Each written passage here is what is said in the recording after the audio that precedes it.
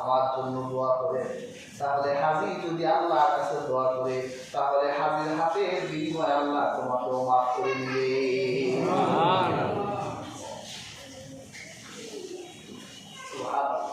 কি মর্যাদা দিয়েছে একজন হাজির সাথে। কিন্তু আমরা বাস করি কেন? হাজি সাহেবের জন্য। একটু হাজি সাহেব হওয়া যায় কিনা, দুই লোক বাস করছে একসাথে, দুই দোস্ত আছে।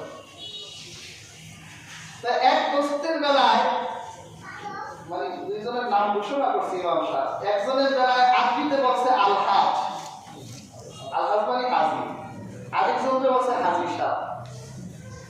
একজনের তো মন বেজার হয়ে গেছে।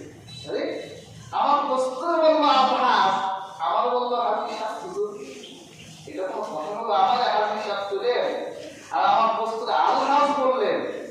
হুজুর কি জবাব দিল? সেটাই বলছে না, হুজুর একটা বুদ্ধি করছে। না, আপনার দোস্ত তো 3 বার বস করছে, এই জন্য তারা আলহাজ বলছে, আপনি 2 বার করছেন, আপনার হাজি সাহেব বলছি, উত্তরটা দিতে হবে।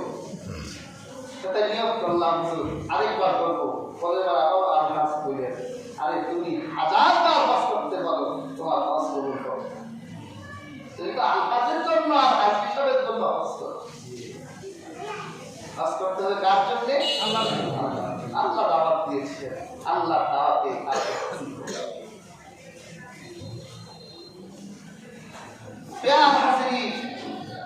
তাহলে আল্লাহ সুবহানাহু ওয়া তাআলা এই শহরকে যেমন সম্মানিত করেছে, এই শহরের প্রত্যেক হাজিকেও আল্লাহ সম্মানিত করেছে। এই জন্য হাজির পয়সা বলেই হজ করতে হবে। রাসূলুল্লাহ বলেছে, যা আরাদাল হাজ, যদি কেউ হজের ইচ্ছে করে সে যেন তাড়াতাড়ি হজটা করে। কেন? কারণ তার পয়সা হয়েছে। হায়াত মউত বলা যায়, সে মরেও যেতে, তো সে মরে গেলে গুনাহ হবে কিনা? হজে গুনাহ হবে। এরকম অনেক মানুষ সমর্থ ছিল কিন্তু সময় যাওয়ার কারণে মারা গেছে, আছে না? রাসূলুল্লাহ সময়ের ব্যবস্থাও আছে। আল্লাহ হাবিবের সময়ে এক মহিলা ছেলে পাখির কাছে, ইয়া রাসূলুল্লাহ সাল্লাল্লাহু আলাইহি ওয়াসাল্লাম, আমার পিতা মারা গেছে, তার পুত্র হজ ছিল, আমি কি তার পক্ষ থেকে হজ করতে পারবো? রাসূলুল্লাহ এক বর্ণনা এসেছে, আল্লাহ হাবিব আগে তাকে বলল, তুমি হজ করছো? বলছেন আগে তুমি হজ করো। আরেক বর্ণনায়, হ্যাঁ তুমি তার পক্ষ থেকে হজ করতে। আমাদের দেশে অনেক ধনাঢ্য লোকরা বাবা মার পক্ষ থেকে নিজেরাও যায়, আবার যারা ভালো বুঝে তাদেরকেও আল্লাহ আবার হাজির। আপনার যেই দিন অর্থ ছিল হজের, শরীরে শক্তি ছিল, অর্থ আছে কিন্তু শরীরে শক্তি চলে গেছে, গুনাহগার হবে। আল্লাহর হাবিব সাল্লাল্লাহু আলাইহি ওয়াসাল্লাম বলেছেন, যে ব্যক্তি হজ সমর্থ হওয়ার পর করল না, হজে যেতে পারল না, আল্লাহর হাবিব বলেন, ফালিয়ামুত ইয়াহুদিয়ান ইনশাআ ইয়াহুদিয়া ওয়া ইনশাআ নাসরানিয়া। আল্লাহর হাবিব বলেন, সে যেন ইহুদি হয়ে মারা যায়, সে যেন খ্রিস্টান হয়ে মারা যায়। হজ সমর্থ থাকার পরেও যে ব্যক্তি হজ করে যেতে পারল না, মারা গেল, সে যদি ইহুদি হয়ে মারা যায়, নাসারা হয়ে মারা যায়, আল্লাহ হাবিব বলেন তাদের মুসলমানের কিছুই হবে না। কঠিন কথা। হাজির এক শ্রেণীর মানুষরা তো তারা চায় ইহুদি হয়ে মারা যায়, নাসারা হয়ে মারা যায়, এটাও এক শ্রেণীর মানুষ। আমাদের বাংলাদেশি তো কয়েক বছর আগে এক পণ্ডিত উনি বক্তব্য দিতে গিয়ে বলে, আব্দুল্লাহ ছেলে মুহাম্মদ অর্থ নামাবার জন্য হজ প্রবর্তন। আরবের মানুষের মরুভূমি আছে, ফসল ফলাদি নাই, পয়সা কেমনে কামাবে? পয়সা কামানোর জন্য আব্দুল্লাহ বেটা মোহাম্মদ, এটা আব্দুল্লাহ বেটা মোহাম্মদের বিষয় নয়, এটা স্বয়ং আল্লাহ আকাশ থেকে ইব্রাহিমের রব্বুল আলামিন দিয়েছে। কাজেই এরা এই কথাগুলো কেন বলে? মক্কা মদিনার ভালোবাসা আপনার দিল থেকে মুছে দিতে চায়। আমরা মক্কা মদিনা আমাদের প্রাণের শহর, ঠিক না? মক্কা ভালোবাসি, আল্লাহর ঘর আছে। আল্লাহ প্রতিদিন এই ঘরের উপর রহমত নাযিল করেন, তারপরে এই ঘর থেকে চারদিক আল্লাহ রহমত ছড়িয়ে দেন। আল্লাহর হাবিব বলেন, যে ব্যক্তি এই কাবার থেকে আল্লাহর ঘরের দিকে প্রথম নজর দেয় ফার্স্ট করতে গিয়ে, ওই সময় সে যে দোয়া করবে আল্লাহ তার সবগুলো দোয়া কবুল করে দিবেন। কাবার দিকে আপনি তাকিয়ে থাকলে আপনার নজরে নজরে আল্লাহ সওয়াব রেখে দিবে। আপনার হৃদয় থেকে কাবার ভালোবাসা মুছে দিবে। আবার তারা চায় আপনার হৃদয় থেকে মদিনার ভালোবাসা মুছে দিতে। কাবা দামি হয়েছে আল্লাহর ঘরের কারণে, আর মদিনা দামি হয়েছে রহমতের নবীর কারণে। ওই মদিনার সবুজ গম্বুজের নিচে রহমতের নবী ঘুমিয়ে আছেন। আমার নবী বলে, যে ব্যক্তি হজ করে আমার জিয়ারতে আসে, আমার কবরের জিয়ারতে আসে, রওজা পাকের জিয়ারতে যায়, আল্লাহ নবী বলে সে যেন আমাকে জীবিত সাক্ষাৎ করলো, সুবহানাল্লাহ, সে যেন আমার সাথে জীবিত দেখা করলো। আল্লাহর হাবিব তার জন্য কিয়ামতের দিন সুপারিশ করবে। ওরা চায় আল্লাহর হাবিবের ভালোবাসা আপনার হৃদয় থেকে মুছে দিবে। প্রিয় হাজিরিন, মক্কা মদিনা আমাদের প্রাণের শহর, এই জন্য ওই মক্কা মদিনা থেকে হাজার মাইল দূরে থাকে, কিন্তু আমার রহমতের নবীর কথা মনে করলে দূর করে দেই।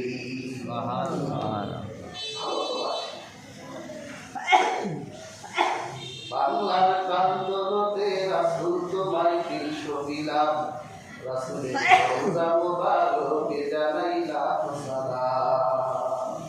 বাংলার প্রান্তরতে রাসূল তোমায় তিনশো দিলাম, রাসূলের রওজা মুবারকে জানাইলাম সালাম। গরিবের বন্ধু হয়ে এলে তুমি দুনিয়াতে, উম্মতের বন্ধু হয়ে চালাতে পুলসিরাতে, কালিমার গায়ে করে পার করিও তোমার সাথে, আসরে দেখা দিও কাউসারের পিয়ালা হাতে। আমি তোমার প্রেমে পাগল হয়ে সুস্থ হলাম, রাসূলের রওজা মুবারকে জানাইলাম সালাম। পৃথিবীর যে প্রান্তে আমরা থাকি, মদিনার কথা মনে করলে মদিনাওয়ালাকে আমরা দরুদ ভেজি, সালাম ভেজি। কেন? ভালোবাসা হৃদয়টা পড়ে থাকে। দোয়াই করি আল্লাহ মক্কা মদিনার মেহমান বানা। আমার নবী বলেছে যে মদিনায় মারা যাবে, আমি কিয়ামতের দিন তার জন্য সুপারিশ করব। মদিনায় যদি দুর্ভিক্ষ আসে, তোমরা ধৈর্য ধরে মদিনায় থাকো, তোমরা অধৈর্য হয়েও না, মদিনার বাইরে যেও না, যে মদিনার বাইরে যায় সে দুর্ভাগা। ইমাম মালিক তার জন্ম মদিনায় হয়েছিল, জীবনে কোনোদিনও তিনি মদিনার মাটিতে জুতা পায়ে দিয়ে হাঁটেন না। সুবহানাল্লাহ। আল্লাহর হাবিবের এক উটনি ছিল, তার নাম ছিল কসওয়া। এটা এমন এক উটনি যে উটনির গায়ে আল্লাহর হাবিব বসা অবস্থায় ওহী নাযিল হতো। আল্লাহর হাবিব এই উটনির গায়ে বসা, তখন ওহী নাযিল হয়েছে। এই উটনিটাও মদিনায় তো ভালোবাসত। এই উটনিটার যত পেশাব ধরত, বাথরুম ধরত, মদিনার বাইরে চলে যেত। যখন সন্তান জন্ম দিলে মদিনা নাপাক হয়ে যাবে, এই জন্য মদিনার বাইরে চলে যেত।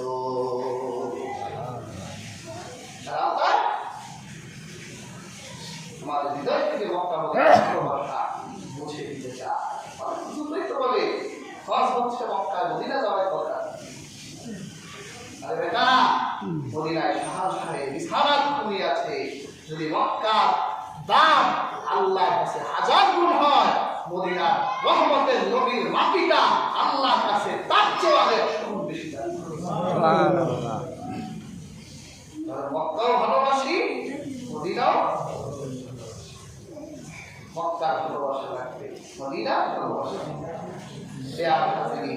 এই জন্য অর্থ থাকলে, অর্থবিত্ত থাকলে, সমর্থ থাকলে, শরীরের শক্তি থাকলে, স্বাস্থ্য থাকতে থাকতে আমাদেরকে আল্লাহ তাআলা যাতে হজ করা তৌফিক দেন।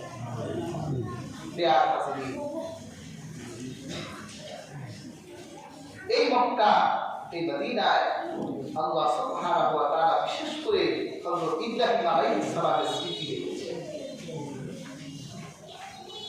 কিছু ছিল না এই মক্কার, মক্কার ঘরটা হারিয়ে গিয়েছিল জঙ্গলে, মাটির নিচে হারিয়ে গিয়েছিল। মরুভূমিতে ঘাস জন্ম নিয়েছিল, বিষাক্ত প্রাণীর বসবাস ছিল। আল্লাহ সুবহানাহু ওয়া তাআলা তার এই বান্দা ইব্রাহিম আলাইহিস সালাম এই পৃথিবীতে নবীদের মধ্যে যত নবীরা সবচেয়ে বেশি পরীক্ষা দিয়েছে, এর মধ্যে ইব্রাহিম নবী সবচেয়ে বেশি পরীক্ষা দিয়েছেন। সেই কথাগুলো ধারাবাহিক জুমাতে আমি বলবো। ইব্রাহিম আলাইহিস সালাম সদ্য জন্ম নেওয়া ছোট্ট শিশু ইসমাঈলকে নিয়ে, স্ত্রীকে নিয়ে তিনি হিজরত করলেন। জিবরাইল জায়গা নির্ণয় করার জন্য সাথে চললেন। এই মরুভূমির প্রান্ত, জনমানবহীন, পোকামাকড়ের বসবাস, হিংস্র প্রাণীর বসবাস, এইরকম এক প্রান্তরে ইব্রাহিম তার সদ্য জন্ম নেওয়া শিশু আর স্ত্রীকে আল্লাহর উপর ভরসা করে তিনি চলে গেলেন। এই এক নারী, সুবহানাল্লাহ, আল্লাহর প্রতি তার কি অগাধ বিশ্বাস ছিল। ইব্রাহিম যখন রেখে চলে যাচ্ছিলেন, ইব্রাহিম সন্তান যা পেয়েছে, সন্তানের বেদনা সে বুঝছে।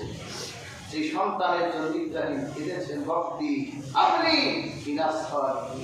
আল্লাহ আমার একটা সৎ সন্তান দেন, দেন দেন দেন। ইব্রাহিমের 96 বছর বয়সে একটা সন্তান। কত কাঁদলেন সন্তানটির জন্য। সেই সন্তানটিকে, অবলা স্ত্রীকে তিনি রেখে তিনি কিভাবে চলে যাচ্ছেন। পিতা মানুষ, পিতা তো তার দুঃখ প্রকাশ করতে পারে না, চাপা দিয়ে চলতে হয়। পেছন থেকে সেই অবলা নারী তিনি হাজেরা দেখে যাচ্ছিলেন, তার কাছে রেখে যাচ্ছে।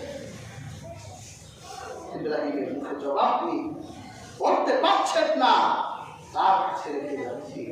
স্ত্রী বললে, আপনি কি আল্লাহর কাছে রেখে যাচ্ছেন? ইব্রাহিম আলাইহিস সালাম কাঁদলেন, সাদা আঙ্গুল দিয়ে আকাশ দেখিয়ে দিলেন, আল্লাহর উপরে। তাহলে যান, আপনি চলে যান। যদি আল্লাহর কাছে রেখে যান, তাহলে আমি আল্লাহর উপর ভরসা করব। ইব্রাহিম আলাইহিস সালাম ওয়াদি এক পাহাড়ের কাছে গিয়ে সন্তান স্ত্রী জোর দিয়েছে, কোথায় রেখে যাচ্ছে? ছোট্ট সন্তান কি খাবে? তিনি দোয়া করলেন, হজে এসেছে, আল্লাহর কাছে তিনি দোয়া করলেন, আল্লাহ এই আমার বংশের সন্তানটি এই শহরে, জনমানবহীন এই শহরে আমি রেখে গেলাম, আপনি নির্দেশ দিয়েছেন, আপনি এই শহরটা রিজিক আর ফলমূল দিয়ে আপনি ভরে দিয়ে। সেটাই তো হলো।